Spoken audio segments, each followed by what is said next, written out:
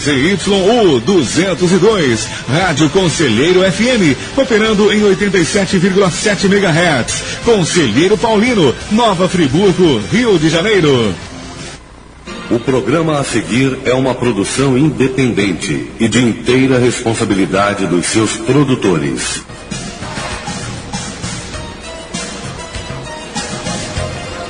Olá, boa tarde. Tudo bem? Sejam todos muito bem-vindos e você está comigo. Suri Maurer. E mais uma edição do programa Opinião Pública. E juntamente com o professor Jorge Carvalho, a raposa felpuda da política friburguense e operação técnica de José Augusto. Apresentaremos informações, análises e propostas para os temas de utilidade pública que realmente interessam e, por vezes, afligem a comunidade friburguense, especialmente aquela que se faz presente no sofrido distrito de Conselheiro Paulino. Aqui tem opinião e é pública.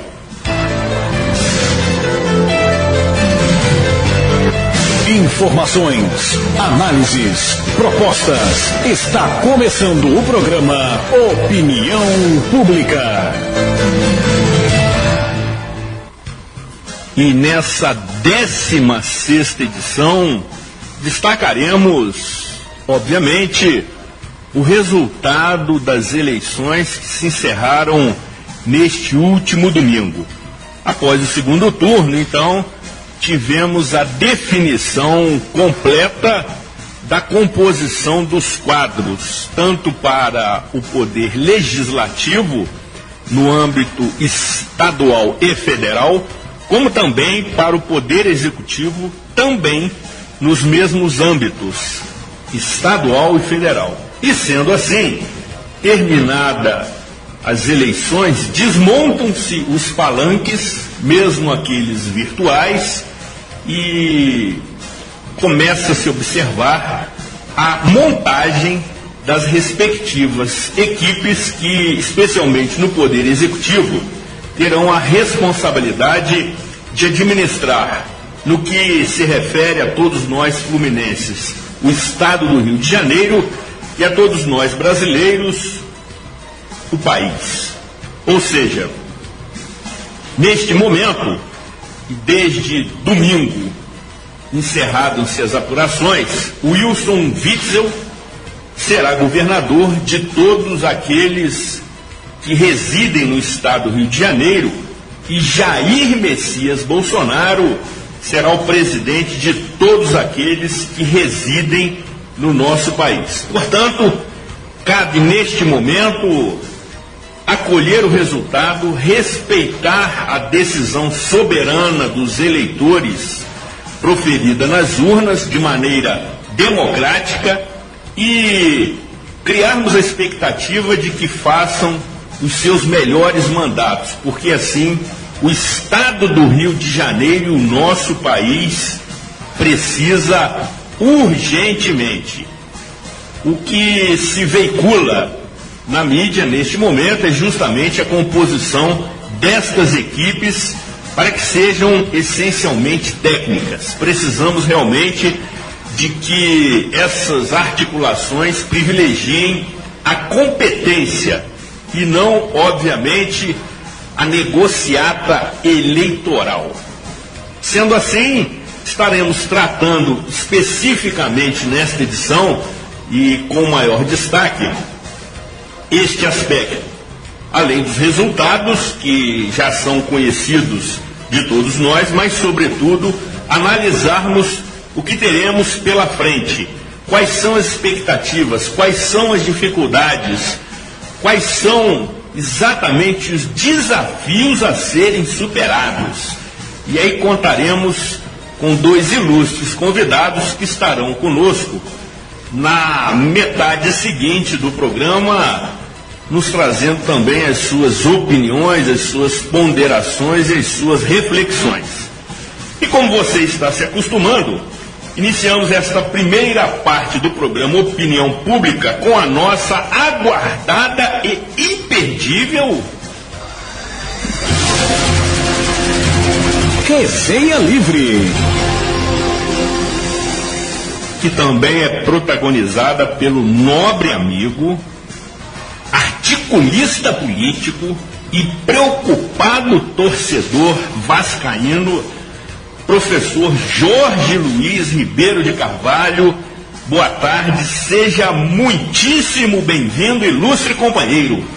Salve, salve, boa tarde, uma honra estar de volta ao programa Opinião Pública para debatermos aí o que foi esta eleição encerrada no último domingo, e os assuntos são muitos, a alegria de estar de volta aqui para a nossa imensa audiência, como diz o meu amigo Zorino, sofrido, abandonado, esquecido, 6º distrito do município de Nova Friburgo, a caminho da emancipação. Muito bom, professor. Aguardem, aguardem.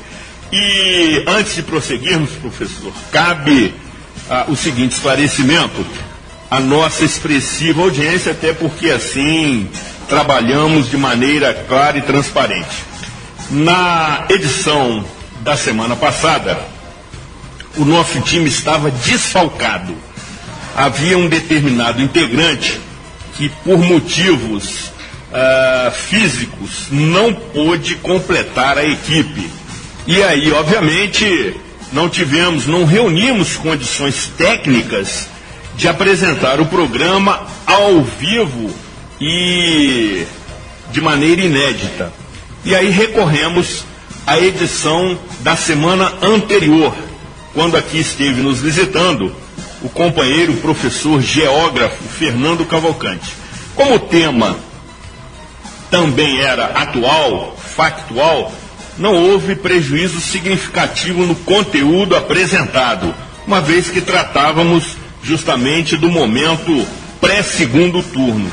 E aí, como ainda o calendário permitia, nós reapresentamos aquela edição de maneira a não prejudicar também a nossa audiência, especialmente aqueles que não tinham tido esta oportunidade. Mas cabe, por dever de ofício, por compromisso com os nossos ouvintes, por transparência do nosso projeto, informar que, naquela ocasião, o time estava desfalcado, professor. E time desfalcado não entra em campo. É verdade. Há necessidade de preservação, principalmente de atletas fundamentais, né? Eu entendo que... Eu até pensei que ele estava se recuperando na padaria, mas... Não, calma, professor, calma. Não, né? Não, ainda não. Então tá certo. Professor, também devemos aqui registrar, antes de começarmos aqui a nossa resenha,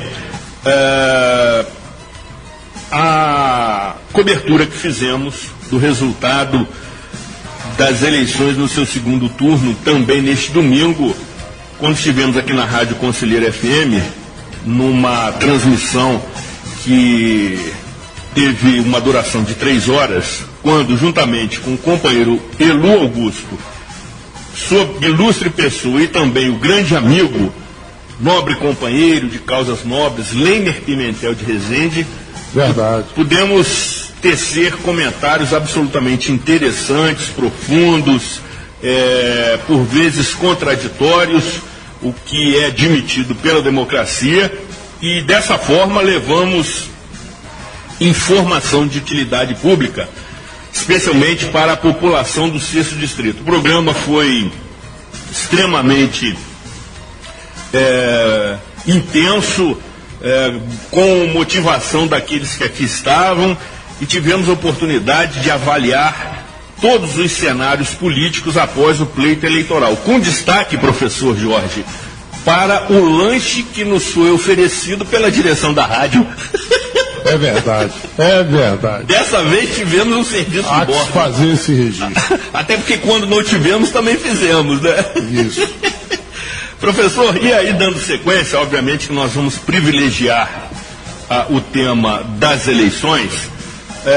Na última edição ao vivo, que fizemos aqui especificamente no dia 17 de outubro, ficamos com o compromisso de dar conta de um dever de casa acerca de uma importantíssima lei municipal que você citou e ficou de trazer o texto na íntegra, o que acontece exatamente nesse momento. Exatamente.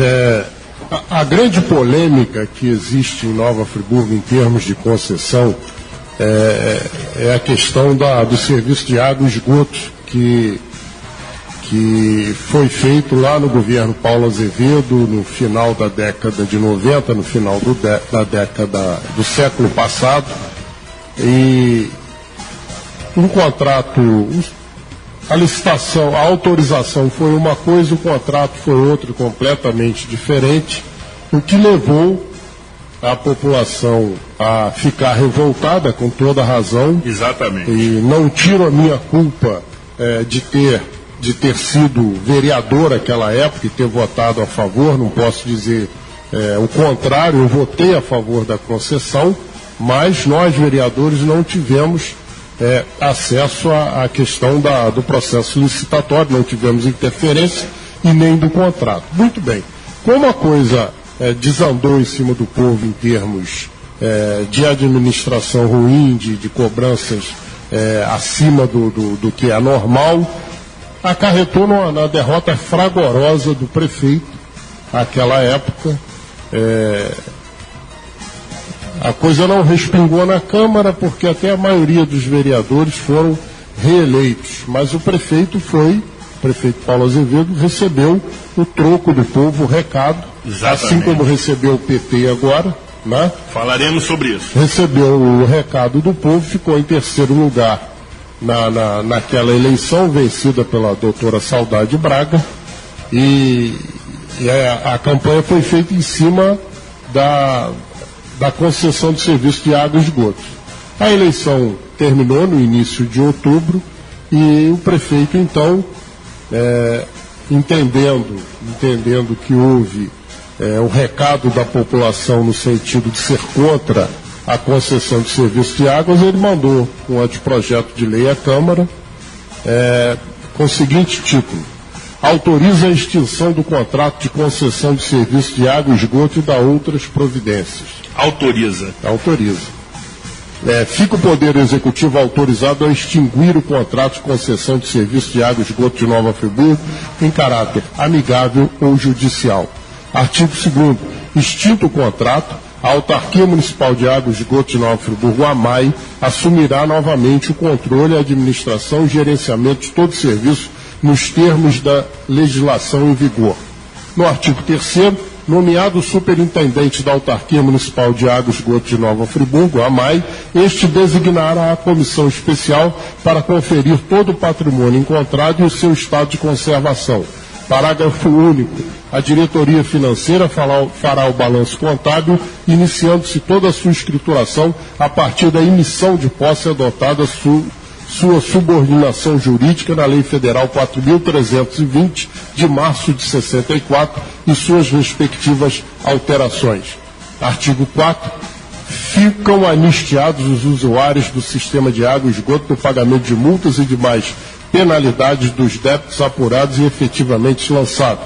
Parágrafo 1º. No que houver de reclamação de parte do usuário, se hidrômetro, este sofrerá uma completa avaliação técnica e, em havendo defeito, as contas emitidas e lançadas serão canceladas, emitidas novas com base nos novos elementos de informação. Parágrafo 2º.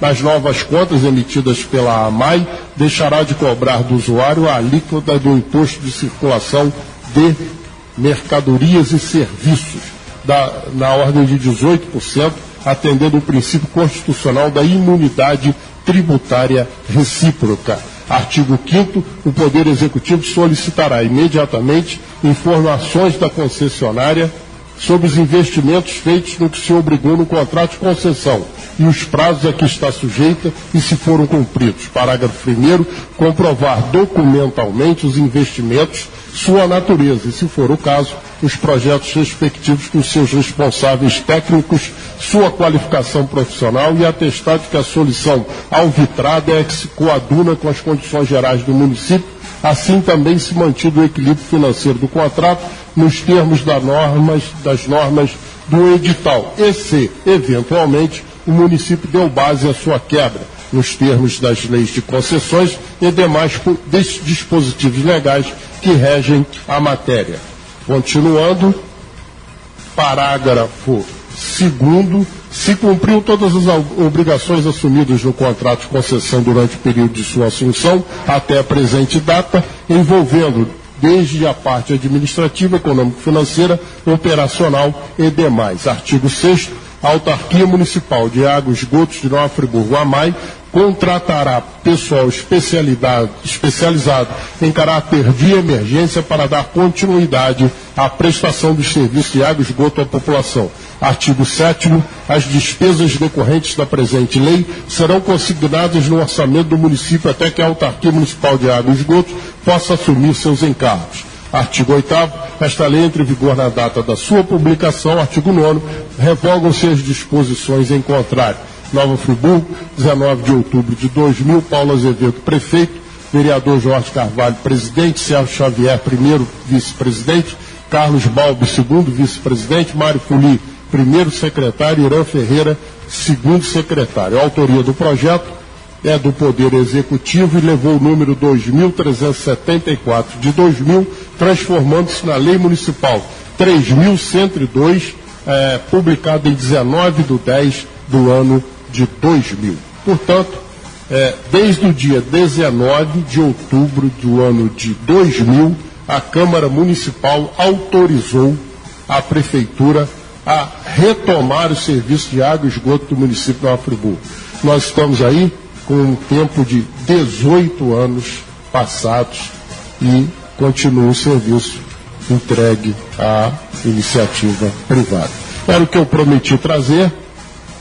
Não sei se a maioria da população não deve ter conhecimento disso. Certamente desconhece. Os próprios vereadores que estão no mandato também devem desconhecer. Basta a vontade política. Foram 8 anos de Saudade Braga, 2 anos e meio de Heródoto e Demerval, mais um tanto do Sérgio Xavier, Rogério Cabral, já vamos para o conclusão do segundo ano do Renato Bravo, e continua essa companhia fazendo o que quer na cidade, da maneira que quer, cobrando o que quer, e ninguém cumpre a lei 3.102. Fica claro que foi criada pelo Paulo, mas ele mesmo autoriza a extinção. E como foi no final do mandato dele, as tratativas foram iniciadas e o governo da Saudade, que assumiu logo depois, não quis dar continuidade à retomada do serviço de água e esgotos, e os demais que a sucederam também quedaram-se inertes. Muito bom, quedaram-se inertes é ótimo. Eu vou deixar a lei aqui, Gutinho, tá, com você, para qualquer pessoa aqui de Conselheiro Paulino, do município, que quiser ter acesso. A lei pode pegar no site da Câmara. Entra no site da Câmara, está lá, leis municipais. Aí tem leis ano a ano.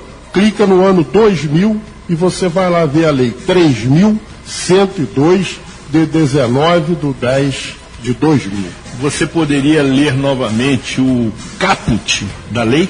Autoriza a extinção do contrato de concessão dos serviços de água e esgoto e dá outras providências. Especificamente em relação à concessão de águas e esgoto. E você, na ocasião, estava como presidente da Câmara Municipal. No seu terceiro mandato? Terceiro mandato. Ok. E qual foi, professor, a motivação da criação dessa lei? A motivação foi o reconhecimento por parte do prefeito de então que o povo o havia rejeitado nas urnas por conta da concessão do serviço de águas, que o povo não aceitava e não aceita até hoje da maneira que foi feito. Então, foi um reconhecimento de um erro cometido. Agora, politicamente, para os sucessores, não interessava retirar a concessão, porque fica até hoje na conta do Paulo.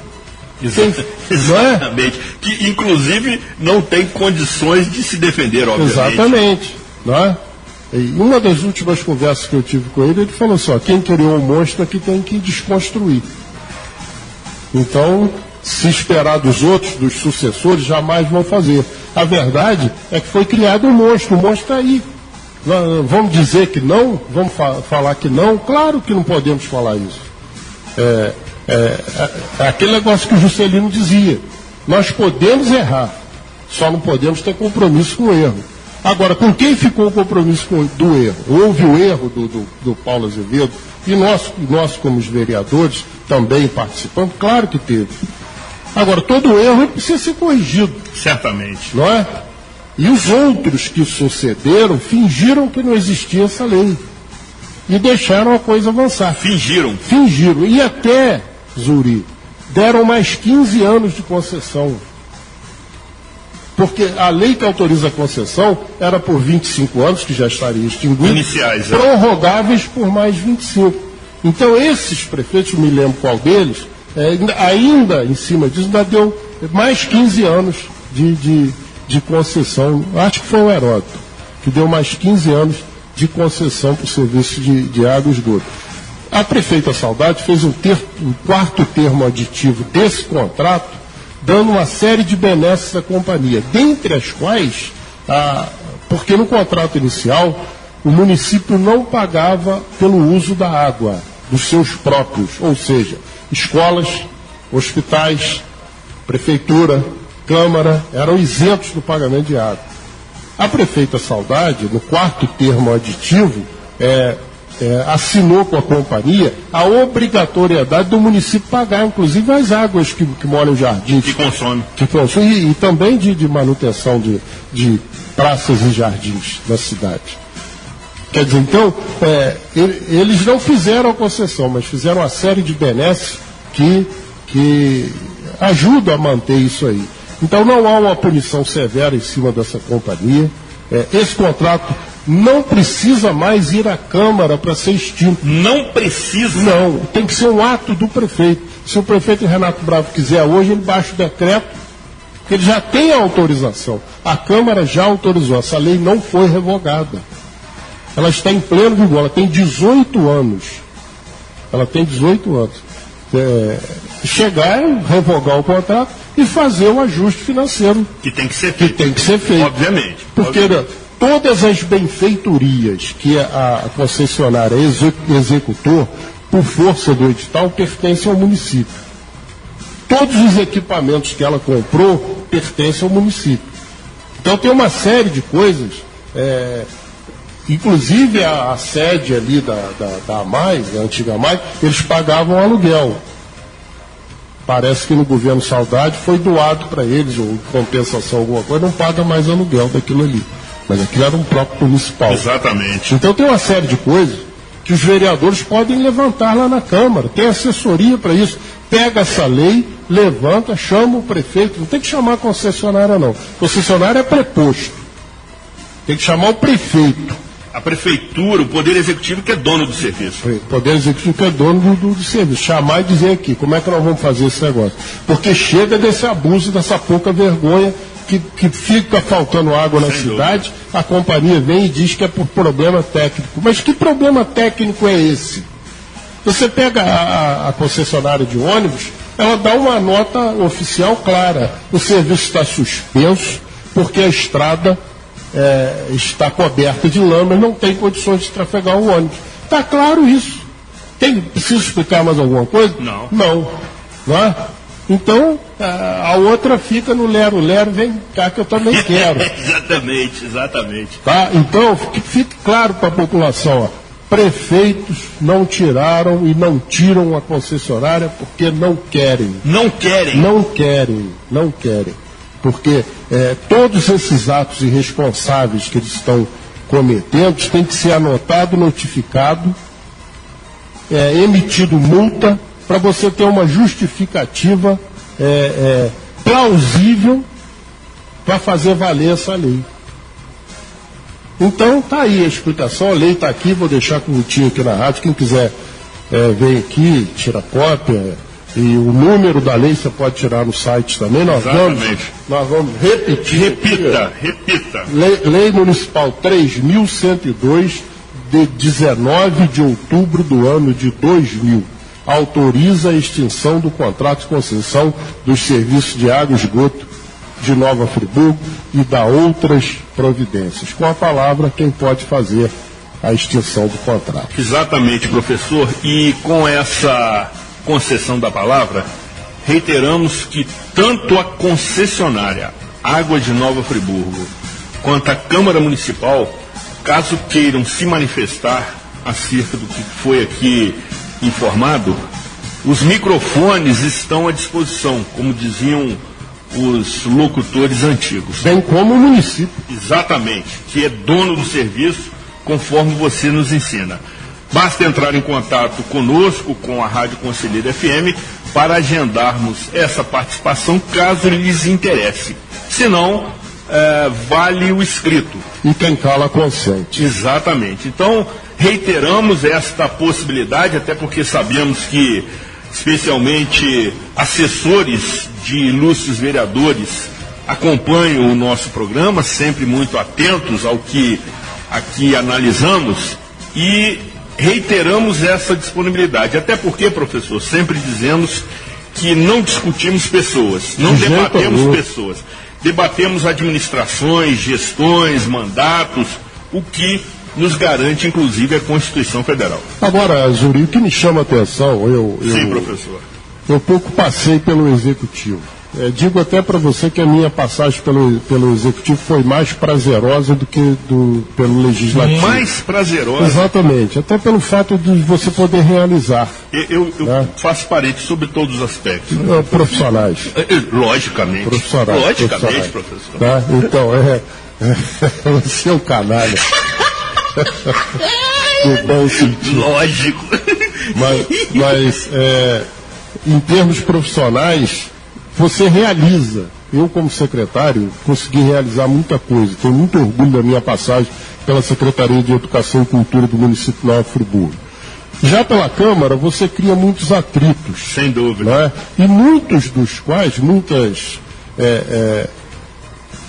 tendências dessas ficam para o resto da vida. Tem gente que não consegue separar aquilo. E quando você passa pelo Executivo, você não tem que ficar olhando para trás. Eu peguei 10 mil alunos fora da escola e nunca reclamei disso. Eu tenho que botar esses meninos para estudar. Eu tenho que corrigir esse erro. Se o meu partido, se o meu grupo político ganhou a eleição, é porque o que estava no poder tinha erros. Sem dúvida. A avaliação do povo é essa. É simples assim. Eu não vou chegar lá e vou ficar valorizando o erro. Eu tenho que procurar o acerto. Não é? Eu tenho que corrigir aquilo ali. E nós corrigimos, nós criamos, dobramos o número de alunos na rede municipal e colocamos todo mundo para estudar. E também, professor, acrescente-se a remuneração salarial. Exatamente. Os professores ganhavam muito mal, passaram a ganhar bem. Mas o que é isso? Qual era a referência à época em relação ao salário mínimo? Quando eu saí, 3 salários mínimos e meio o piso. O piso? O professor começava, professor iniciante, seria hoje em torno de R$3.500. Exatamente. Né? Exatamente. Então, Zuri, eu não iria ficar reclamando do meu antecessor. E nem ia ficar fazendo jogo duro, porque a população queria mudança. Exatamente. A população tinha urgência. As crianças tinham que estar na escola. Então você tem que fazer isso. Agora, se a prefeita de então ganhou a eleição em cima do contrato de água e esgoto, que a população não queria, por que ela não pegou essa lei e não tirou a companhia? Não é verdade? Por que os que vieram depois dela também, ao invés de tirar, ainda deram mais vantagens? Então o Paulo Azevedo errou na forma do contrato, da concessão não. Eu sou a favor da concessão. Não vou dizer a você que sou contra. Sou a favor, porque a concessão do lixo ninguém reclama. E foi feita no mesmo período. O contrato do lixo é que foi de uma redação bem melhor do que o da água. Tanto é que a empresa do lixo, a EBMA, ela tem uma avaliação e uma aprovação acima de 90% do seu serviço prestado. Não é verdade? Então, qual é a obrigação do chefe do executivo? Jair Bolsonaro vai assumir o Brasil. Ele não tem que estar falando dos erros de PT, de Temer, de Fernando Henrique, não. Sem dúvida que não. Ele está carregando 55 milhões de votos nas costas dele e 205 milhões de brasileiros esperançosos. Então tem que olhar para frente e resolver. O que está errado, corrija. Essa é a função do administrador público. Agora, ficar botando a culpa no outro a vida toda, nós estaríamos aí com uma legião de analfabetos dentro da cidade. É só um exemplo. É igual, você quer ver uma coisa? Só concluindo. Sim, conclua. Só concluindo. A Via Expressa estava abandonada. Era o que? Como diz da engenharia, era uma rua, uma via projetada. Exatamente. Era uma via projetada, abandonada há 10 anos. Qual é a obrigação de quem assumiu? Eu vou fazer isso aqui. Foi lá e fez, está lá até hoje. E foi a última grande obra viária do município de Nova Friburgo. Não sei se você concorda. Certamente. Foi a única grande intervenção na malha viária urbana. Exatamente. A próxima, que já deveria estar concluído, é a segunda pista da Avenida Brasil aqui. Já deveria estar concluída. Contratualmente, inclusive, com a concessionária. Exatamente. Então, administrar é isso. Administrar não é ficar no chororô porque o outro não fez. Porque se o outro tivesse feito, você não seria o administrador de agora. O povo teria ficado com o outro. Por que o povo te escolheu? Porque o outro é ruim. Exato. Não é? Exato. Então é essa visão que eu tenho de política, e essa é a minha opinião e é pública. E é pública. Só concluindo, professor, acompanhando o seu relato, entendo que a administração pública já se mostrou incompetente e ineficiente na prestação de determinados serviços públicos.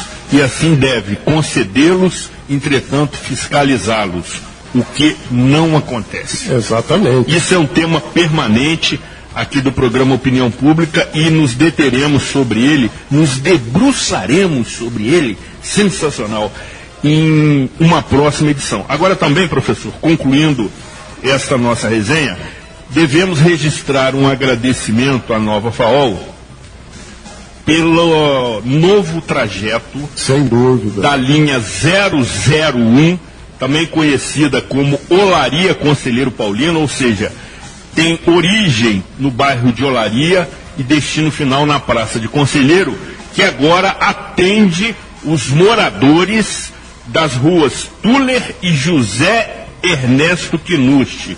Ou seja, o que fizemos aqui. E você vai ressaltar esse aspecto. Para aqueles que ainda não têm conhecimento, a linha 001, ela agora, ao chegar no bairro do Prado, passa de frente à subprefeitura, circula pela ponte do Prado e depois segue o trajeto até a Praça de Conselheiro, passando pelos supermercados, em frente aos supermercados Tio Dong e Big Blue, que nesse momento agradece o comercial 0800, de frente à Escola Municipal, que ali está instalada provisoriamente, de frente ao posto de saúde, de frente ao estádio comunitário, ao estádio conhecido carinhosamente como Pastão, a sede da escola de samba, ou seja, atende ali também uma série de usuários dos equipamentos públicos. Exatamente, foi um apelo que fizemos aqui ao nosso amigo Paulo, quando ele aqui esteve no programa.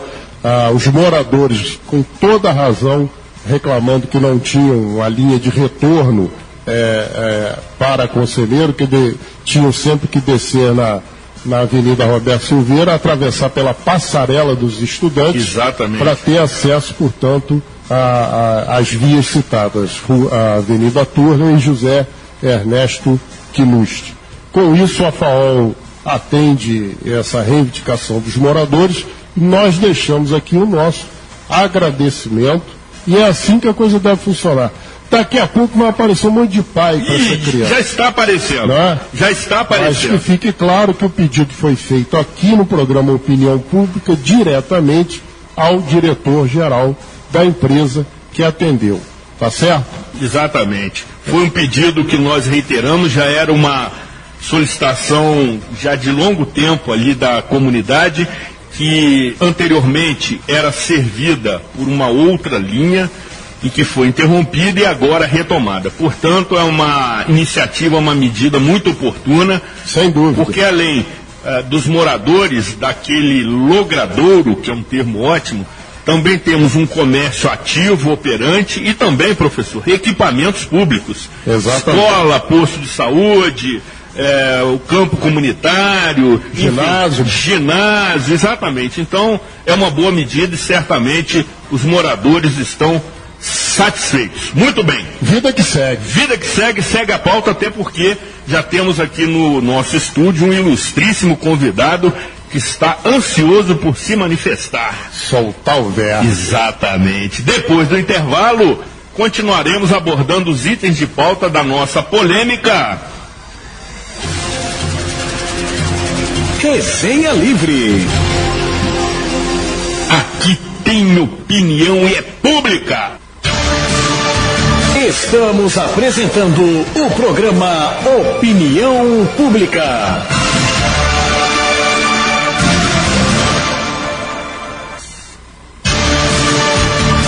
Você está ouvindo o programa Opinião Pública.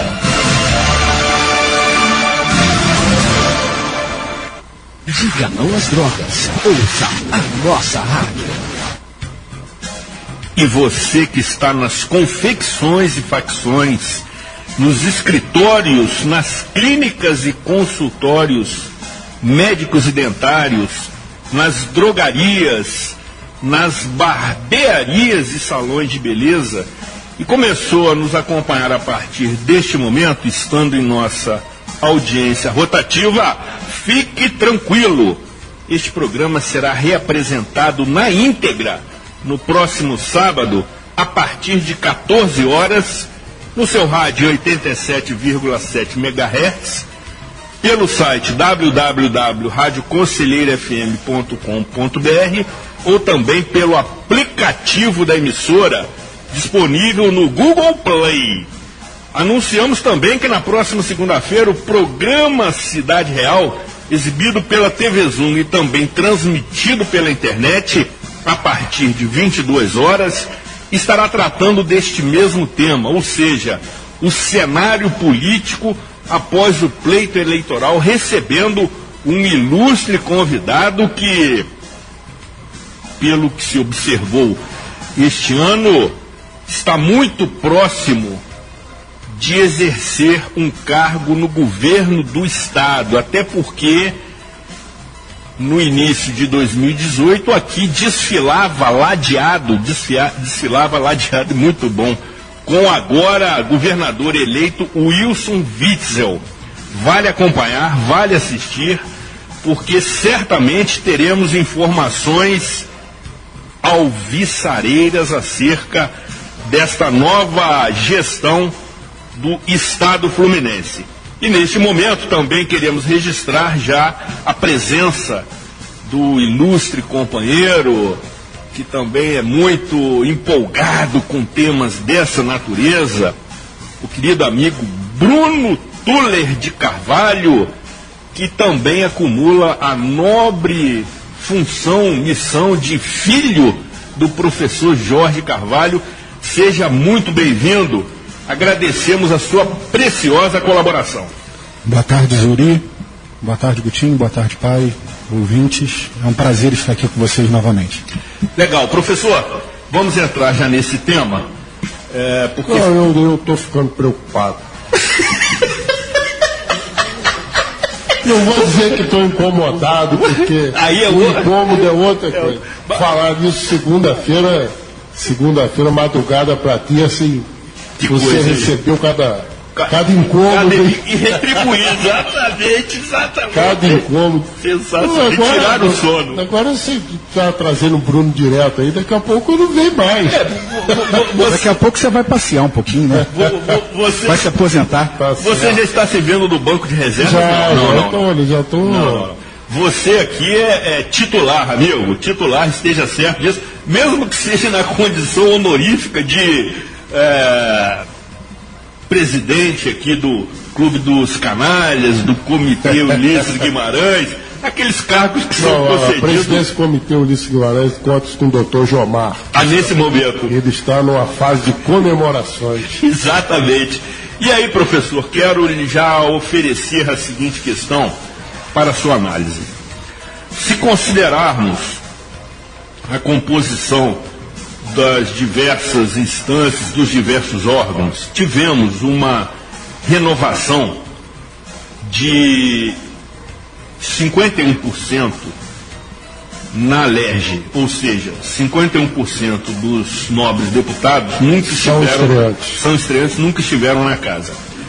Na Câmara dos Deputados Federais, tivemos uma renovação de 47%. No Senado, maior ainda, chegando a 85% no que se refere à sua composição. E o presidente eleito, embora tenha carreira política ao longo dos seus 27 anos últimos como deputado federal, nunca exercia um cargo no Poder Executivo. E mais, 12 governadores que foram eleitos nunca foram eleitos ou nomeados ou indicados para cargos no Poder Executivo. Nunca exerceram nenhum cargo. Exatamente. No Poder Executivo, qualquer que seja a instância. Significa que o recado está dado pela população e pelos eleitores? Recado dado e recado que tem que ser assimilado, principalmente para quem vai tentar aí a reeleição em 2020. O povo está atento a essas movimentações ou a falta de movimentações nas ações tanto do Legislativo quanto do Executivo. E essas mudanças são altamente significativas. Não dá para fazer juízo de valores, porque o novo é sempre interessante. Sem dúvida. O novo, as coisas precisam de renovação. O novo e as novas, né, professor? As novas também. Né? Nós precisamos ter, ao longo do tempo, renovação dos nossos conceitos. Nós não podemos ficar a vida toda batendo na mesma tecla. A gente precisa evoluir, precisa renovar, precisa reciclar, precisa se atualizar. E muitos desses políticos vieram com aquela prática antiga. Se você pegar a lista, tem até uma lista circulando nas redes sociais, você vê a varredura que foi feita de políticos tradicionais e clãs. Né? Clãs, exatamente. A pegar Sarney, Jucá, e por aí, Lindbergh, por aí vai. Você vai vendo a limpeza que foi feita.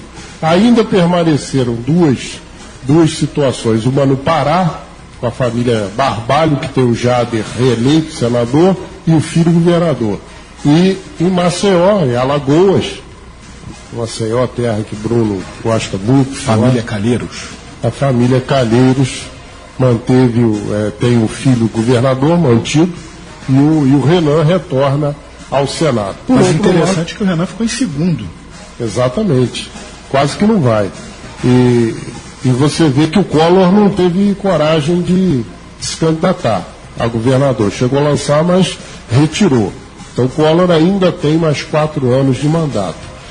O Senado tem renovações interessantes, né? Tem a volta do Jarbas Vasconcelos, que é alvissareira, um político experiente, um político sério, um político que pode marcar o passo do Senado.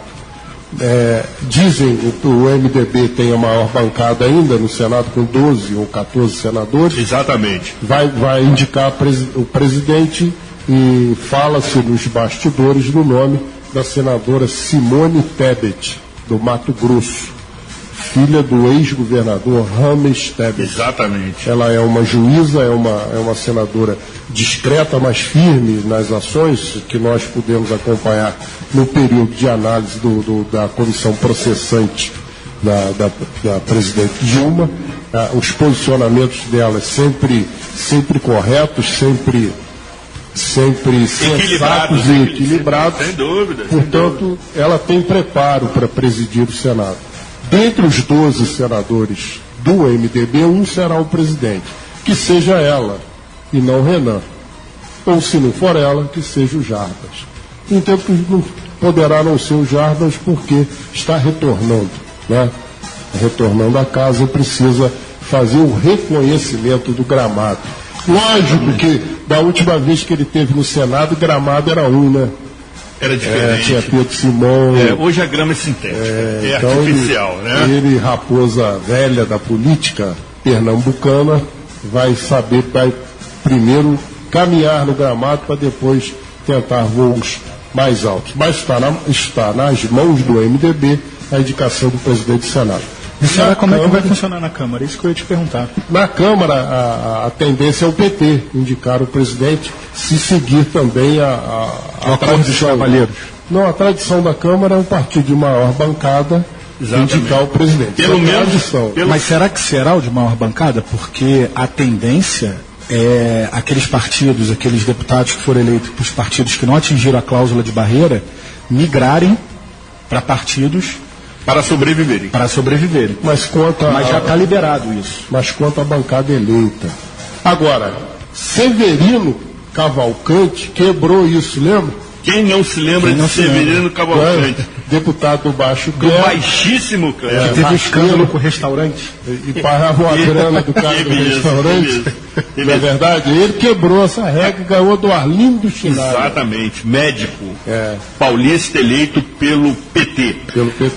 Antes do Bruno se manifestar, existe também uma articulação, professor, na Câmara dos Deputados para que Eduardo Bolsonaro, filho do presidente eleito, e que teve uma votação extraordinária, recorde nacional, né? No estado de São Paulo, sendo o deputado federal mais votado no país, também assuma a função de presidente da Casa Legislativa. E aí, Bruno?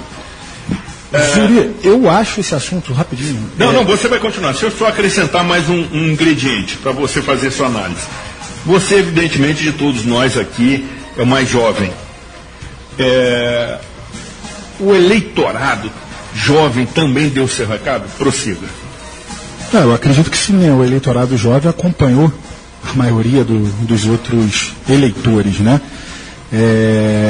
E um pouco que mudou o perfil dessa campanha, que eu não acreditava antes de iniciar o período eleitoral, era a força das redes sociais. Vamos falar sobre isso. Então, muito bom. O eleitorado jovem, que está mais acostumado com as redes sociais, Facebook, Instagram, WhatsApp, ele mostrou bastante força nessa eleição. E eu acho que ele foi muito influenciado por essas ferramentas também, né? Então eu acho que assim, como meu pai falou, que os políticos que tentam reeleição na próxima eleição de 2020, que o recado foi dado, até para quem está querendo começar nessa vida, a rede social virou fundamental, né? É o principal canal de comunicação hoje. Os partidos, na minha opinião, perderam aquele poder todo de tempo de televisão. Hoje eu acho que uma ferramenta igual que o Bolsonaro fez no Facebook, ela é muito mais valiosa que qualquer tipo de televisão, porque você está 24 horas no ar e não naquele período específico, né? Só para acrescentar, Bruno, e aí você vai retomar uma observação que você ia fazer acerca da Câmara dos Deputados. Nesta última segunda-feira, no programa Cidade Real, quando recebemos a figura ilustre do nosso articulista político, conhecido como seu pai, apresentávamos o seguinte dado. Veja bem, você que é muito conectado. Em 2014, Jair Bolsonaro tinha 204 mil seguidores no Facebook, o que já era um contingente extraordinário. Em 2018, só no Facebook, ele passou a ter 8 milhões de seguidores.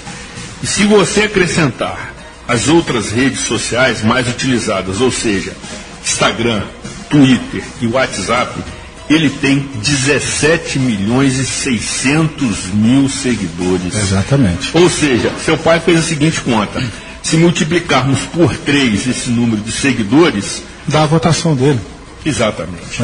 Isso aí. Então a rede social hoje ela é fundamental. Voltando naquilo que eu queria falar da Câmara dos Deputados. Por favor. Eu acredito que quem vai ser o presidente da Câmara vai ser o Rodrigo Maia. Rodrigo Maia. Novamente. Porque Eu acho que a Câmara tem vários assuntos importantes, né, para serem tratados, principalmente os que já estão batendo muito a reforma da... Rodrigo Maia é a pessoa que está por dentro desse assunto. Eu acho que seria muito perigoso ou temerário você ter o Jair Bolsonaro como presidente e o filho na sucessão como presidente da Câmara. Eu acho que até o próprio Bolsonaro não ia querer isso.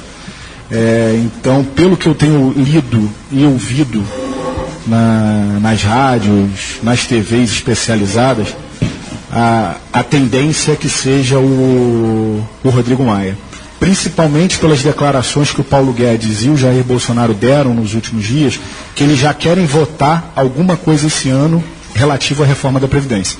Então, como o Rodrigo Maia, que era quem estava capitaneando isso no governo Temer, eu acredito que se ele for bem sucedido nessa tarefa, ele continua nos próximos 2 anos como presidente da Câmara. Queremos saudar também o nosso convidado, sempre atencioso, sempre participativo, e que já esteve aqui em 2 ocasiões, como também no programa Cidade Real, o queridíssimo e perfumado, registre-se, senhores, Jalmir Saipa, o mago das estatísticas, que realmente conhece tudo e mais um pouco no que se refere às pesquisas eleitorais, enfim, tem uma visão muitíssimo interessante, até porque durante 35 anos esteve no IBGE, o que lhe conferiu larga experiência. Seja muito bem-vindo, agradecemos a sua preciosa colaboração e, sobretudo, amigo, o perfume que trouxe para o nosso estúdio. Parabéns! Boa tarde, queridos amigos, boa tarde, Jorge, Uri, boa tarde, Nuno, meu operador. É um prazer imenso voltar aqui e hoje, com a surpresa, com a presença do Bruninho aqui conosco, debatermos e falarmos sobre o que aconteceu de fato nessas eleições. E aí, amigo, lhe surpreendeu? E mais, as pesquisas eleitorais se equivocaram ou estiveram próximas dos resultados que foram alcançados? Bem próximas. Você observa que a pesquisa que foi divulgada na sexta-feira do IBOPE deu 56 a 44. A pesquisa da Datafolha, 55 a 43. E esse fato também, eles acertaram muito na boca de urna. Na boca de urna eles cravaram em cima. Exatamente. Cravaram em cima. Não tem como não errar. Se aplicar a metodologia correta, se fatores extras não ocorrerem... Extras, porque pode ocorrer, por exemplo, você ser levado, induzido a um erro em que determinadas áreas, em que o determinado partido é muito forte, e que se uma prefeitura está muito empenhada, posso citar isso já aconteceu comigo, o fato de a prefeitura estar muito empenhada e ter exercer uma pressão muito grande em cima dos seus funcionários, em cima das pessoas que... Isso acontece muito no Nordeste. Por exemplo, as pessoas chegaram ao ponto de amedrontarem. Pegar, por exemplo, e falar, se o partido X ou o partido Y vencer as eleições, vocês vão perder o Bolsa Família. Amanhã eu venho aqui e rasgo o seu... Então isso... Exatamente. As pessoas, quando você vai, quando a pesquisa é domiciliar, as pessoas têm de que elas podem ser identificadas, receio, e possa te induzir a um erro, te dar uma informação, porque a pesquisa ela capta exatamente aquela informação que o entrevistado passa para o entrevistador. Mas eles acertaram, e quero dizer também que seu amigo acertou, onde eu fiz pesquisa, graças a Deus, deu tudo certo. Parabéns pela...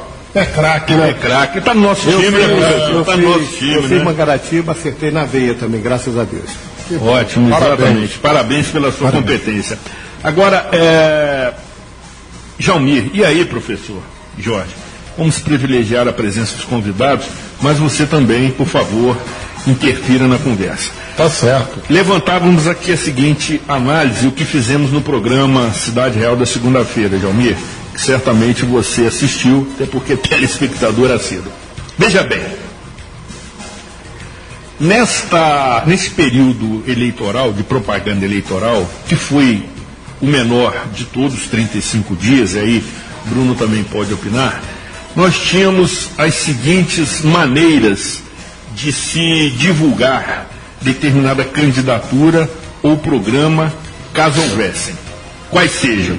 A propaganda eleitoral obrigatória, ela não é gratuita, ela tem um custo que evidentemente é absorvido, e até porque não existe almoço grátis. Isso é feito através da compensação de impostos pelos veículos de comunicação. Ou seja, nós tínhamos essa possibilidade, nós tínhamos o debate entre os candidatos, tanto a presidente da República quanto o governo de Estado.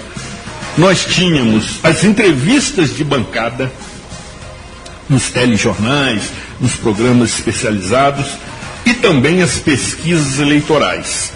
4 itens. E o quinto, que aí o Bruno já entende como ter sido decisivo, as redes sociais.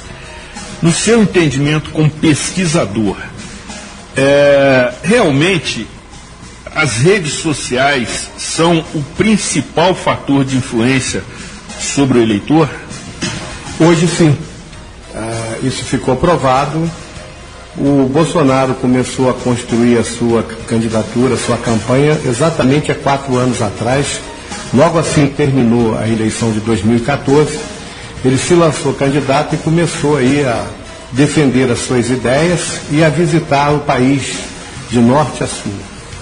Eu quero querer que o PT, ele não perdeu para o Bolsonaro, ele perdeu para o povo brasileiro. Porque foi criado... Perdeu para o povo brasileiro. Para os eleitores brasileiros. Para os eleitores. Porque criou-se uma antipatia tão grande ao Partido dos Trabalhadores, o antipetismo, é que o Bolsonaro se colocou em melhor posição para representar esse antipetismo. O Alckmin não, os candidatos mais à direita não conseguiram levar a mensagem que o povo gostaria de ouvir. E exatamente foi isso, do meu entender, que o Bolsonaro fez. Ele foi para defender, ele se colocou como de extrema direita, contra todos esses desmandos que aconteceu no país, que está aí os fatos, né, para serem comprovados, todo mundo sabe do que aconteceu, em termos de roubo, em termos de corrupção de modo geral, que aconteceu na nossa nação, e ele se colocou à frente disso e criou-se esse antipetismo e ele se beneficiou disso. Então, na minha visão, o povo brasileiro, se não fosse o Bolsonaro, fosse outro que tivesse o mesmo tom de discurso, seria vencedor da eleição. Seria vencedor. Nós tivemos um grande perdedor, que foi o PT. Eu acredito que o Bolsonaro, se a gente pegar, eu acho que 2 pontos fundamentais nessa campanha. Primeiro, a rede social. Segundo, eu coloco as pesquisas. Por quê? Porque você tinha um antipetismo muito grande, né? Então, quando lançaram as primeiras pesquisas, o Bolsonaro já saiu na liderança. Então, ele se consolidou nessa posição durante a campanha, aumentou esse número, porque a população que era anti o PT começou a falar: o único jeito que tem de tirar o PT é votar no Bolsonaro. É aquele famoso voto útil. Exatamente. Então eu coloco as redes sociais e coloco em segundo as pesquisas. As pesquisas. Eu acredito que até, por exemplo, no Rio de Janeiro, vamos falar um pouco do cenário aqui do Rio de Janeiro, você tinha uma rejeição muito grande ao MDB, né? Vamos botar o Sérgio Cabral, ao Pezão, que isso carregou para o Eduardo Paes. O Witzel, no sábado anterior ao primeiro turno, foi onde apareceu no Datafolha que ele tinha empatado com o Romário. E aí o pessoal falou: o único jeito de tirar o Eduardo Paes vai ter que ser no juiz, porque o Romário foi muito mal nos debates. Então eu colocaria as redes sociais e as pesquisas por causa desse voto, desse antipetismo ou de anti qualquer outro partido. Vamos botar do sistema atual que está funcionando no Brasil. Eu acho que influenciou bastante o crescimento desses candidatos que foram vencedores na eleição.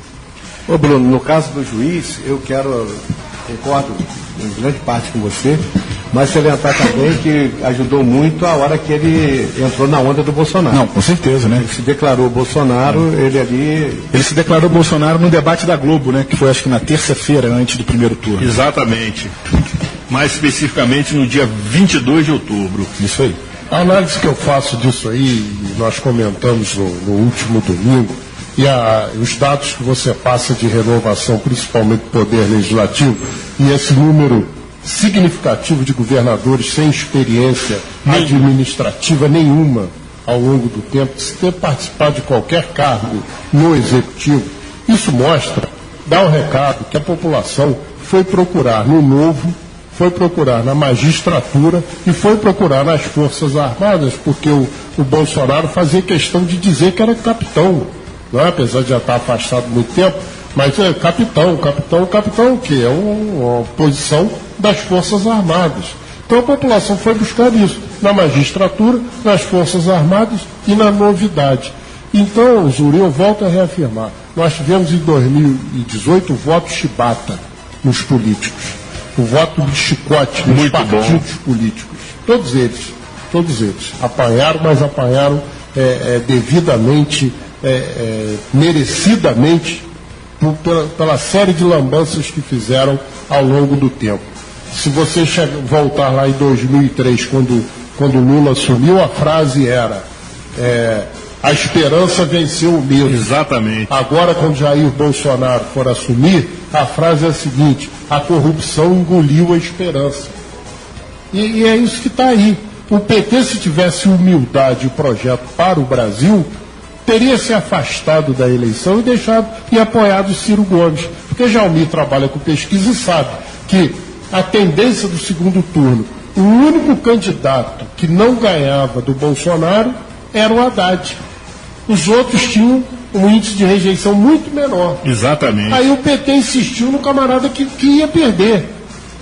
Agora, teve 44 milhões de votos. Há que se respeitar isso. Ô Jorge, mas acontece o seguinte, eu também, às vezes que nós estivemos lá, e aqui também nós falamos isso, que o segundo turno era uma outra eleição. Não serviria de base as pesquisas para o segundo turno, porque todas elas o Bolsonaro perdia de lavada. Só ficava mais ou menos no empate técnico com Haddad, perdendo. Exatamente. Mas acontece que quando saiu a primeira pesquisa, logo na terça-feira, ou seja, 2 dias após a eleição, ele já aparece com 16 pontos na frente do Haddad. Mas se fosse o Ciro, ele não teria. Mas a rejeição do Haddad passou 50% no segundo turno, atingiu 54%. Chegou a 54%. Mas também, Jorge, na hora do debate, o Ciro também tem os seus lados negativos também. E por sinal seria uma eleição mais apertada. Seria mais apertada. Concordo com você, inteligentemente. Se eles colocassem o Haddad como vice do Ciro, seria uma outra eleição. Não teríamos como dimensionar uma coisa que não aconteceu. Né? A gente está falando aqui de abstrato. Agora, o que eu avalio também é que prejudicou muito o Haddad, a escolha foi infeliz da vice-presidente dele. Ela foi massacrada. Ela foi durante a campanha toda, ela não acrescentou absolutamente dela, o partido dela, não acrescentou absolutamente nada. Como também não acrescentou muito o general, né, o Mourão lá. Antônio Hamilton Mourão. Eu acho que até prejudicou também o Manuela, né? Porque também quando abria a boca só falava a abobrinha aí que andou prejudicando. Então, Jorge, eleição de segundo turno, os dois tiveram as mesmas condições, tiveram o mesmo tempo de televisão. Aí foi, como eu falei, foi uma outra eleição, começou do zero. Entendeu? E assim, há aqueles que falam que se for, porque até, Bruno, você estava falando que o Bolsonaro liderava todas as pesquisas, até quando havia esperança de que o Lula pudesse ser candidato, o Lula andou liderando. O Lula estava na frente, ele em segundo, né? Ele em segundo. Agora também é o seguinte, a hora que declarasse que o Lula fosse candidato e que esses debates, essas coisas todas de corrupção ia aparecer, tanto ao ponto de que quando chegou no meado do segundo turno, eles simplesmente abandonaram a figura do Lula. Abandonaram porque quiseram? Não, porque tinha dados dizendo que o Lula não estava naquele momento acrescentando. Estava pelo outro lado prejudicando. Então, se o Lula fosse candidato, teríamos o mesmo problema e acreditaria piamente que o Bolsonaro seria eleito presidente da República e seria uma vitória até mais Eu também dilatada. Exatamente. Muito bem. Agora, Zuri, antes de você passar para outro tema, eu queria deixar um... Não, nós vamos continuar nesse tema, professor. Não, eu só queria deixar um assunto aqui para a gente debater. Um item de pauta. Um item de pauta. 2 aspectos dessa eleição, nessa campanha, não foram esclarecidos ainda. A facada de Juiz de Fora e aquela quantidade de dinheiro que chegou aí num avião da Guiné Equatorial. Teve isso. E as pessoas estão esquecendo isso. Quem mandou o cara dar a facada? Ninguém faz aquilo sozinho, né? Exatamente. E essa quantidade de bilhões de dólares que chegaram no avião aí da Guiné Equatorial, país que foi extremamente beneficiado nos governos do PT, de repente chega um avião aqui do nada, lotado de dinheiro, joias, às vésperas da eleição. Ô, Jorge, esses 2 temas precisam voltar à mesa. Na hora que nós entrarmos nesse tema, eu vou trazer um dado que eu li hoje sobre o delegado da Polícia Federal que está à frente conduzindo essa investigação. E você falará sobre isso, Jalmir, logo depois desta primeira parte do programa, que finaliza-se relembrando fatos, por vezes inusitados, que ficaram registrados na história da política, que, segundo é dito pela sabedoria popular, reza a lenda. Reza a lenda, Jalmir vai lembrar dessa história. No século passado, quando começavam aí as campanhas para deputado estadual, federal, senador, vinham os candidatos de fora e montavam aqui equipes de vereadores, ex-vereadores, chamados de apoiadores da campanha. Jalmir lembra bem disso. E teve, segundo a lenda, foram reunir aí alguns desses representantes com um candidato até então desconhecido, um pouco desconhecido na mídia, mas que representava um grupo financeiro muito grande, forte. E veio e montou a equipe dele e cada um colocou lá a sua despesa e ele acabou definindo com o pessoal. Aí quando terminou ele falou assim, tá tudo certo?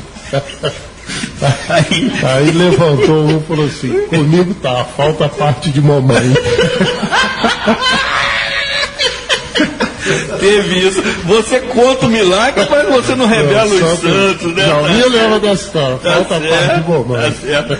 E após este imperdível momento de descontração, que também constará das memórias do ilustre professor Jorge Carvalho, um livro que está sendo produzido sobre a competente orientação editorial da queridíssima professora Márcia Machado. É verdade. Extremamente competente. Tendo o título provisório de Nasci Desprovido do Medo. Ao lado dele. Diga não às drogas. Ouça a nossa rádio. Você está ouvindo o programa Opinião Pública.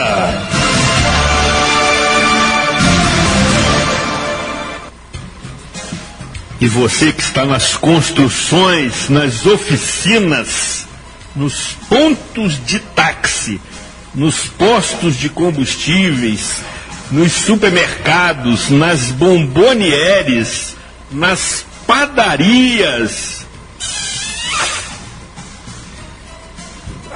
Sensacional, sensacional. Esse nosso operador é fantástico, ele é muito criativo. Como também nos bares e restaurantes, e começou a nos acompanhar a partir deste momento. Estando em nossa audiência rotativa, fique tranquilo. Este programa será reapresentado na íntegra no próximo sábado, a partir de 14 horas, no seu rádio 87,7 MHz, pelo site www.radioconselheirofm.com.br ou também pelo aplicativo da emissora disponível no Google Play. E nesta segunda parte do programa, Opinião Pública, você continua comigo. Zuri Maurer. E com o professor Jorge Carvalho. Muito bom. E aí, companheiro Bruno, você tem informações acerca da composição, vamos dizer assim, do mapa dos partidos que governarão os estados brasileiros? Vamos fazer uma comparação aqui de 2018, dessa eleição desse ano, com a de 2014. Ponto importante é a representatividade dos partidos políticos. Em 2014, nós tínhamos 9 partidos comandando os estados. Em 2018, passamos para 13. Então, aumentou a representatividade desses partidos. Sim. Quedas muito significativas do MDB. Do MDB. Que em 2014 tinha 7 governadores. Elegeu 7 governadores. E em 2018, apenas 3. O PSDB tinha 5. Se você me permite colaborar com você. Lógico. Citando os estados. Ou seja, qual o primeiro partido que você citou? Eu citei o MDB. MDB. Atualmente governará Alagoas, Pará e Distrito Federal. Prossiga. Perdeu, por exemplo, o Rio de Janeiro. Exatamente. Né? Depois de 14 anos. Rio Grande do Sul. Exatamente. O PSDB tinha 5 governadores em 2014, caiu para 3. Em Mato Grosso do Sul, São Paulo e Rio Grande do Sul atualmente. Continua com uma boa representatividade em termos de número de eleitores e de PIB nacional, né? São Paulo é outro país, tá? Sem dúvida. E o PSDB já está em São Paulo há mais de 20 anos, né? 24 anos. Desde que saiu o Fleury. Exatamente. Né? Mas eles têm que abrir o olho, que eu acho que foi a última. Né, que eles foram para o segundo turno, depois de, não sei, 3 ou 4 eleições que eles ganhavam só no primeiro turno. Exatamente, amigo. O PT tinha 5 e caiu para 4. Quer dizer, o PT perdeu um só, mas era aquilo que a gente estava falando em off aqui, ficou concentrado no Nordeste. Onde governará os estados da Bahia, Ceará, Piauí e Rio Grande do Norte. Exatamente. E quem teve, assim, para falar de crescimento significativo, foi o PSL, puxado pelo Bolsonaro, que elegeu 3 governadores, né? Nos estados de Rondônia, Roraima e Santa Catarina. Tem um partido que me chamou muita atenção, que fica com o 2º colégio eleitoral do país, o Partido Novo, que elegeu Romeu Zema, governador de Minas Gerais. Também na onda do Bolsonaro. Também na onda do Bolsonaro e da mudança, né? Do novo, né? Mas Bruno, só para colaborar. Sim, amigo, por favor. No caso aí do Pará e de Alagoas, o MDB venceu as eleições com a reeleição do Renan Filho, né? E também com o apoio do PT. O apoio do PT lá foi ostensivo, eles aderiram à campanha do Haddad e também no Pará, a família Barbalho, né, o filho do Jader Barbalho, também com o apoio do PT. Agora, a declaração interessante... Só um instantinho, professor. Você quer concluir o quadro? Não, só para concluir isso que Por favor. Já que o nosso amigo Jaumir falou dos 2 estados aí que o MDB ganhou, o terceiro que o MDB ganhou, que é o Distrito Federal, é uma pessoa que não estava também, é o novo na política, né? Exatamente. Não faz parte do quadro do MDB tradicional. Estava no PMDB, quer dizer, no MDB, e ganhou a eleição. Mas é uma pessoa que nunca ganhou para cargo nenhum. Exatamente. Professor, antes dos seus comentários... A declaração do Zema, governador de Minas Gerais, hoje, que Jaumir até lembrou aqui em off, ele diz o seguinte: ele vai terminar com a residência oficial dos governadores e vai transformar no Museu da Mordomia, para que o povo conheça como viviam os que ele chama de imperadores da política de Minas Gerais. A partir de agora, cada governador que o suceder, a começar por ele,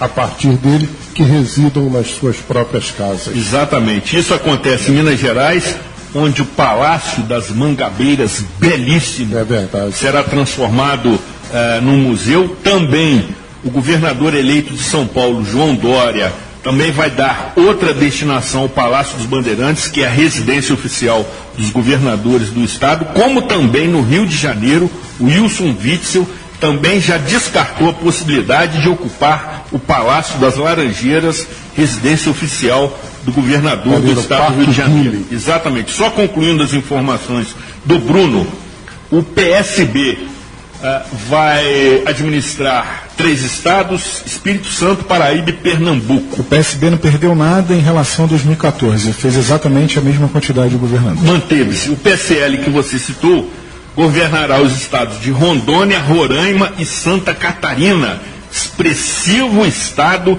da região sul. O Democratas governará os estados de Goiás e Mato Grosso. O PSC governará os estados do Amazonas e do Rio de Janeiro. O PSD governará os estados do Paraná e Sergipe. E, por último, o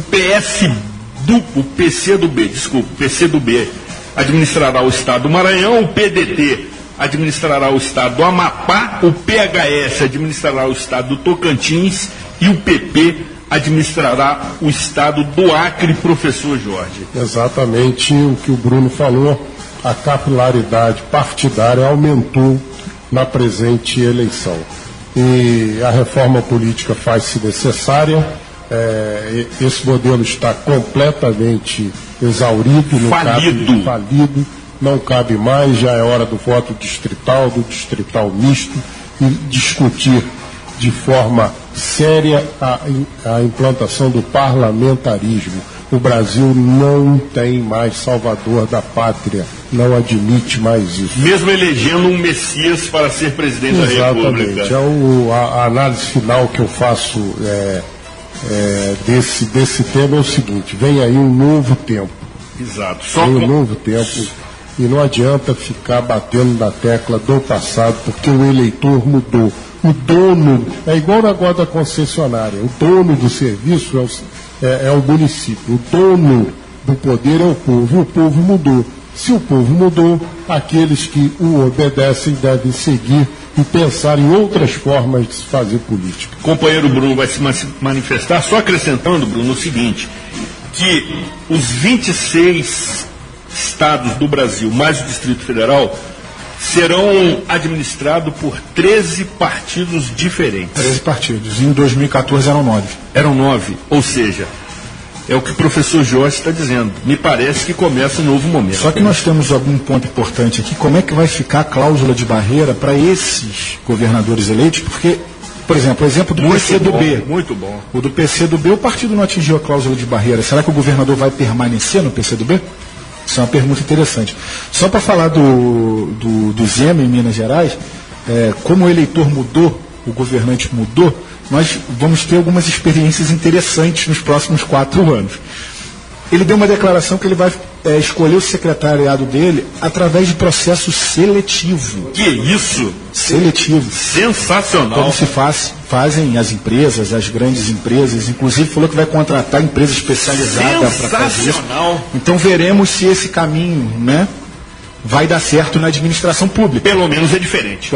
A formação dele é de administrador, então tem tudo a ver, tudo certo. Ele tem lojas lá, inclusive ele tem uma distribuidora, a família dele tem uma distribuidora de combustível que atua no Rio de Janeiro, atua no Brasil todo, que é a Zema, que é uma distribuidora que aqui no Rio de Janeiro opera na base da Ali. É outro que também começou, Bruno, com 1%, Júlio, e foi na onda do Bolsonaro na última semana. Na última semana, a pesquisa do Ibope da última semana dava apenas 6% para ele. Era o quarto colocado. Ele aderiu à onda Bolsonaro, foi surfar lá na frente e chegou atropelando todo mundo. Agora, João, eu queria te fazer uma pergunta aqui rapidamente em relação a Minas Gerais, que está nos chamando a atenção pela forma diferente de montagem do governo. Uma análise dentro da pesquisa. O botafoguense, seu ilustre amigo botafoguense Carlos Augusto Montenegro, numa entrevista ele disse que a tendência do voto em Minas refletia o Brasil pela posição geográfica. Sempre Minas dava um recado eleitoral muito próximo do recado geral do Brasil. Você concorda com isso? E se concorda, estaria nesse fato a derrota da Dilma para o Senado? Ô Jorge, eu vou levar para o outro lado. Isso é um fato histórico, porque nos últimos 6 presidentes da República, todos eles venceram. Os que conseguiram ser presidente da República venceram em Minas. Então é uma coisa histórica. Eu não acredito. E outra coisa, eu fui analisar, você pegar aí o mapa de Minas, e você vai lá para o Sertão Mineiro, para o Vale do Jequitinhonha, você vai ver que aqueles municípios em torno, todos eles o PT ganhou. Os pequenos, médios municípios. Segue o Nordeste. Segue o Nordeste. Aonde está ali, exatamente isso. Fazendo a divisa com o Nordeste, o PT deu banho. E era banho. Era 70-22, 69-72. E o Bolsonaro ganhou nos grandes centros, nas grandes metrópoles, como BH, Juiz de Fora, a região metropolitana, Uberlândia, os municípios mais desenvolvidos. O Bolsonaro tirou toda a diferença em Minas, que foi no Sudeste foi a menor diferença, né? O menor então a derrota da Dilma tem a ver com esse posicionamento no seu modo de avaliar? Sim, claro que sim. Ela teve voto aonde tinha lá o Bolsa Família, vamos assim dizer. Chalmir, você ficou de nos trazer informações acerca dos itens de pauta que o professor deixou no bloco anterior, acerca do episódio da facada de Juiz de Fora, como também a baú de dinheiro encontrado. Jato. Exatamente, encontrado numa determinada aeronave. Eu li hoje, Zuri, o editorial no Jornal Extra, em que eles têm a certeza de que em janeiro, fevereiro, esse fato será devidamente esclarecido. Eles colocam sob suspensão o delegado que está conduzindo o caso, porque parece-me que Juiz de Fora, Jorge, Bruno, Zuri, foi escolhido estrategicamente para que o processo fosse encaminhado. Sabia que se o sujeito que praticou o ato fosse apanhado pelas autoridades, teria um processo, e que esse processo, o delegado que está conduzindo as investigações, ou que conduziu até o presente momento as investigações, foi outrora serventuário do governo Fernando Pimentel em Belo Horizonte. Serventuário? Eu não sei qual é o cargo que ele exerceu lá, mas que ele é ligado. Então, se você for... Fernando Pimentel, governador do PT. Do PT de Minas Gerais. Cara que foi filiado ao PSOL recentemente, né? Não tinha dinheiro para bancar aquela quantidade ou nível de advogados, 3. E ele chegou 10 dias antes. Isso aí, e era isso que eu ia falar. 3 celulares, aquilo ali, dois computadores, pagou a pousada 15 dias antecipado, refeição. E desempregado. E ele participou de algumas caminhadas no meio da multidão do Bolsonaro em outras cidades, como em São José do Rio Preto, que tem lá a imagem dele lá em São José do Rio Preto, uma cidade parece que Cascavel, no Paraná.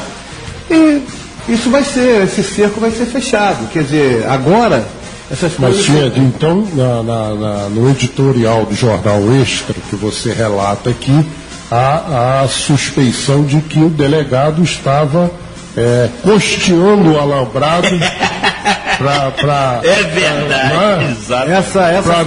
Para não segurar a presa.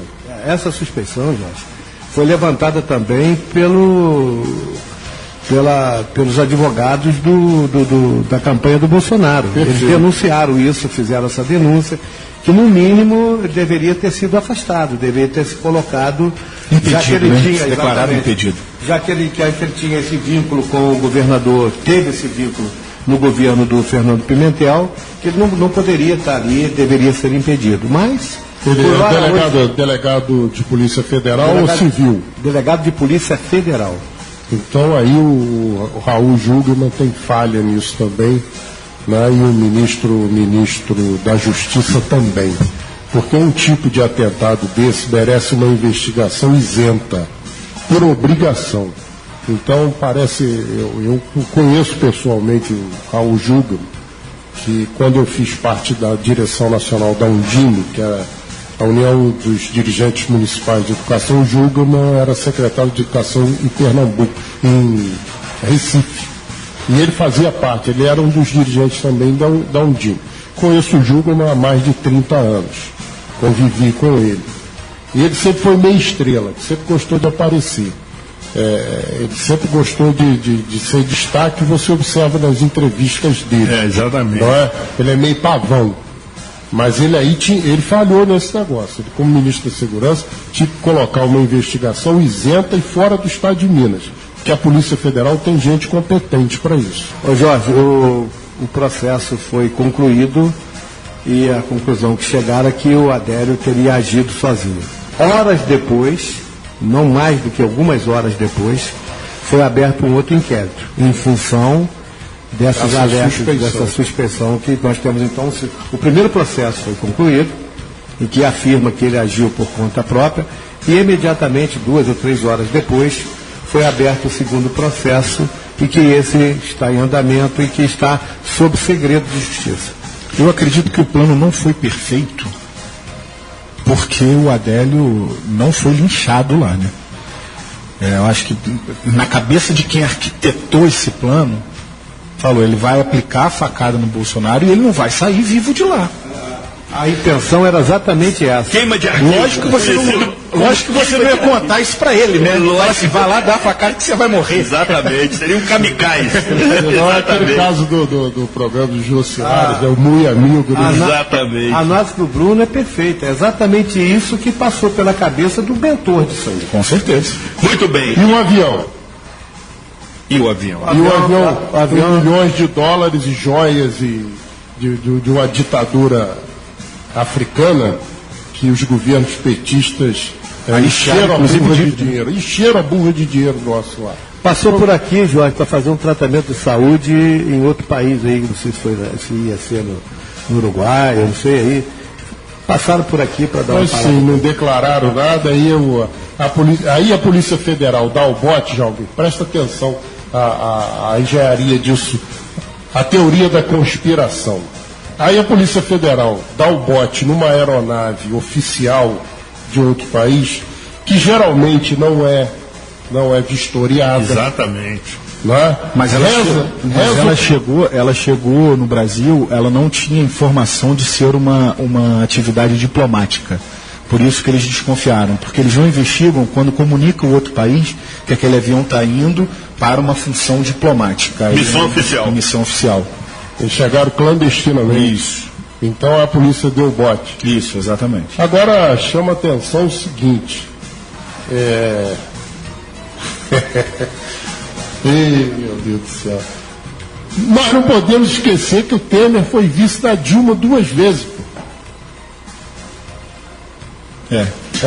Tem isso, né? E tudo que o Temer queria é que o Haddad ganhasse. Não tenha dúvida, ele votou no Haddad. O Temer foi vice da Dilma 2 vezes. Foi presidente da Câmara, eu acho que durante o governo Lula, quantas vezes?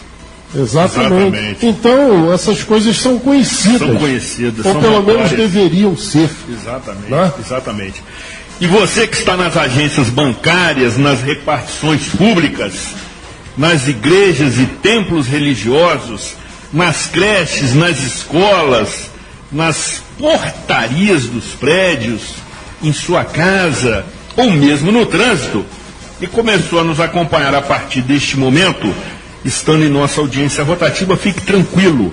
Este programa será reapresentado na íntegra no próximo sábado, a partir de 14 horas no seu rádio, em 87,7 MHz, pelo site www.radioconselheirofm.com.br ou também pelo aplicativo da emissora, disponível no Google Play. Anunciamos novamente que também na próxima segunda-feira o programa Cidade Real, exibido pela TV Zoom e também transmitido pela internet a partir de 22 horas, estará tratando deste mesmo tema com destaque especial para o governo ou para a administração do Estado do Rio de Janeiro, recebendo um ilustre e aliado representante do governador eleito, o ex-juiz federal Wilson Witzel. Vale acompanhar, vale assistir, porque me parece que teremos notícias alvissareiras para Nova Friburgo e região serrana. Senhores, já estamos começando a caminhar para a reta final. A conversa foi muito boa, foi ótima. Talvez pudéssemos ter uma tarde aqui de resenha e não nos faltaria item de pauta. Mas Neste momento derradeiro, eu solicito que os membros aqui da nossa ilustre bancada se manifestem acerca das expectativas iniciais para as próximas gestões, tanto no Estado do Rio de Janeiro quanto para o governo federal. E começo pelo companheiro Bruno Carvalho. Bom, Zuri, eleição acabou no domingo, agora todos somos Brasil, todos somos Estado do Rio de Janeiro. Eu acho que a população tem que deixar esse clima de eleição para o período eleitoral.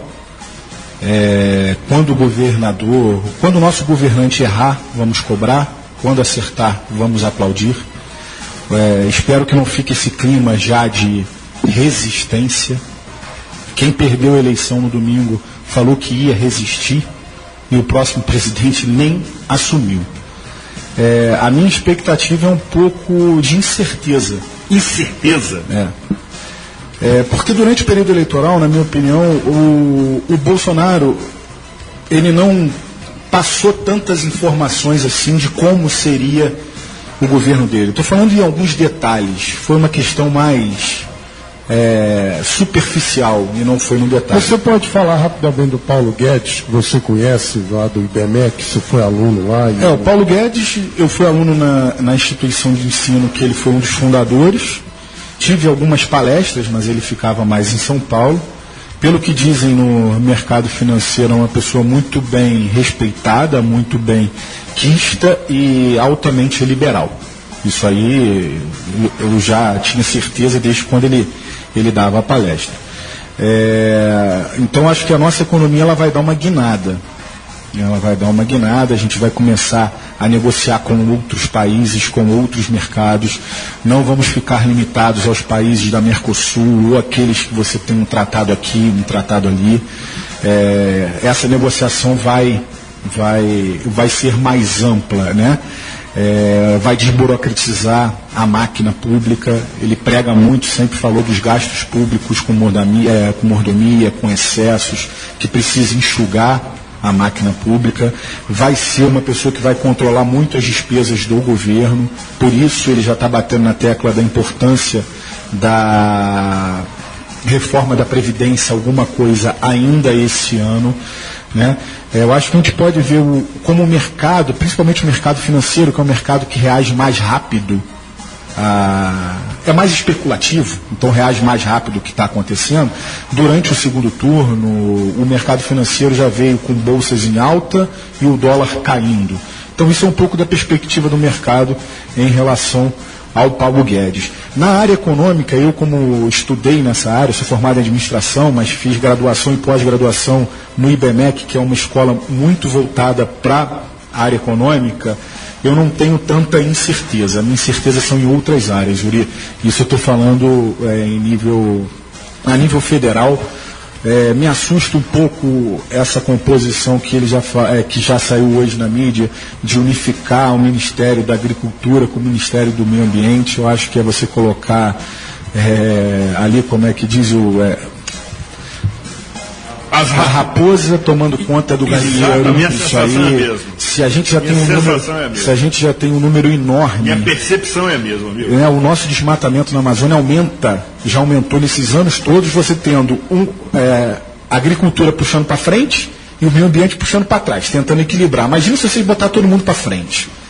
Então eu tenho essas incertezas, mas eu prefiro não julgar.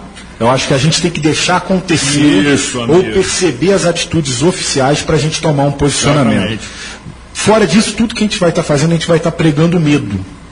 E eu acho que o medo já foi muito pregado nesse período.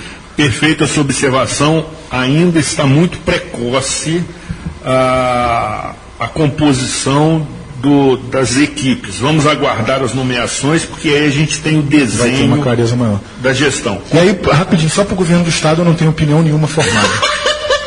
Você voltará, amigo, para tecer seus comentários. Fique tranquilo, você está junto com a gente, até porque seu pai já está preocupado com a sua presença aqui por algumas vezes. Jalmir Saipa, por favor. Concordo plenamente com a análise do Bruno. Eu vou permitir, Zuri, se você permitir, ler uma coisa aqui que eu... Leia. As redes, está nas redes sociais e é uma colocação oficial da campanha do candidato derrotado. Eles chamaram atenção logo no segundo dia, olha que absurdo.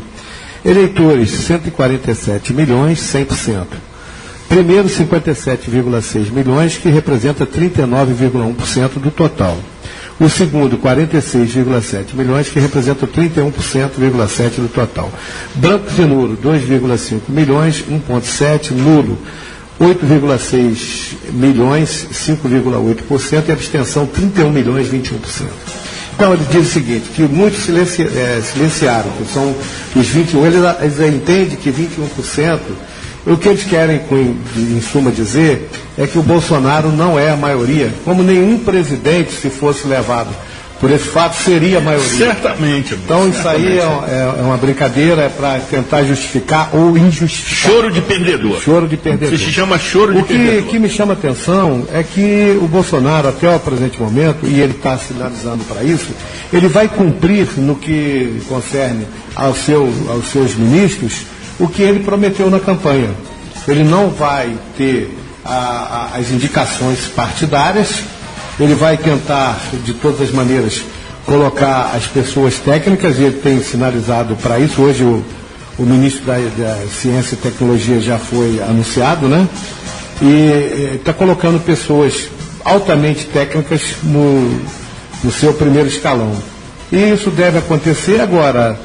Vai ter aquele momento em que ele terá que ceder também um pouco. Certamente. Porque ele vai precisar consolidar, o Jorge tem uma experiência muito grande disso, consolidar, ele vai ter que ter o apoio do Congresso. Se ele não tiver o apoio do Congresso, ele não vai conseguir governar. E ele, como congressista que foi há 28 anos, ele sabe exatamente isso. A expectativa que nós brasileiros teremos que ter é que achar que, se ele for por esse caminho, ele estará no caminho certo. Uma coisa é certa, nós não vamos ter, seria uma desilusão, seria uma catástrofe se ele acontecesse diferente. Vamos ter convicção absoluta que nós vamos definitivamente acabar com a corrupção. Em termos de corrupção no governo, tenho certeza absoluta que não vai aparecer. Isso sinaliza, quer dizer, certeza absoluta é uma coisa muito forte, mas a sinalização que ele dá é que corrupção não faz parte do jogo. E tem tolerância zero. Tolerância zero. Se pegar preso, ele já falou. Exatamente. Vai pegar, vai preso e acabou, aquele negócio todo. Então, a expectativa que nós temos, Uri, é que, e vamos torcer para que isso ocorra, né? Que o nosso país possa progredir, que as reformas tão necessárias, que vai doer, viu, gente? Não pensa que nenhuma reforma, vai ser necessária a reforma da Previdência, sim.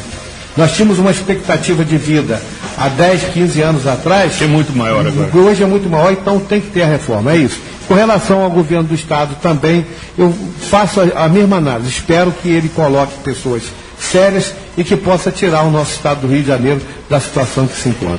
Professor, rapidamente suas avaliações. Encerrar, até porque você está sempre aqui conosco. Aquela avaliação que eu faço sempre. Quem ganhou o governo, quem perdeu vai para a oposição.